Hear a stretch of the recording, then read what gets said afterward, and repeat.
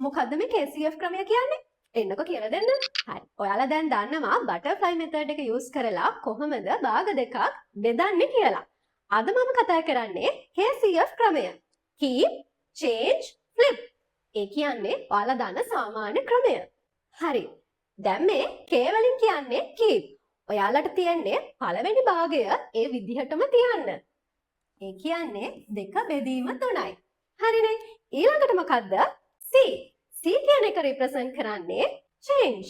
ඒ කියන්නේ ඔයාට මේ බෙදීමේ ලකුණ ගුණ කිරීමක් විදිහට මේ division එක multiplication එකක් විදිහට change කරන්න වෙනවා. ඊට පස්සේ F වලින් කියන්නේ flip.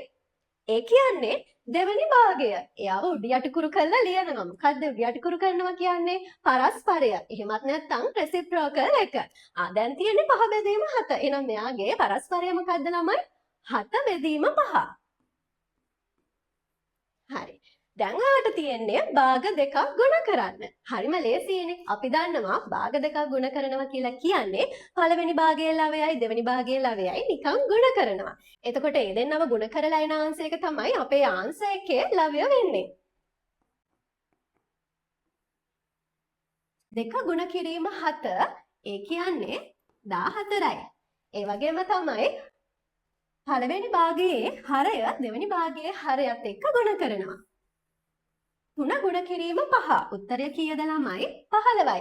14 බෙදීම 15 තමයි අපේ ආන්සර් එක. ඔයාලට මතකනේ මගේ කලින් වීඩියෝ එකේ බටර්ෆ්ලයි මෙතඩ් එකකිනුත් අපි මේ ගානම හැදුවා හරිම ලේසියෙන්. ඒකෙදිත් මේ ආන්සර් එකම ආවා. එතකොට ඔයාලා කැමති විදිහට ඔයාලට පහසු විදිහට මේ මෙතඩ්ස් දෙකෙන් ඕනම එකක් යූස් කරන්න පුළුවන්.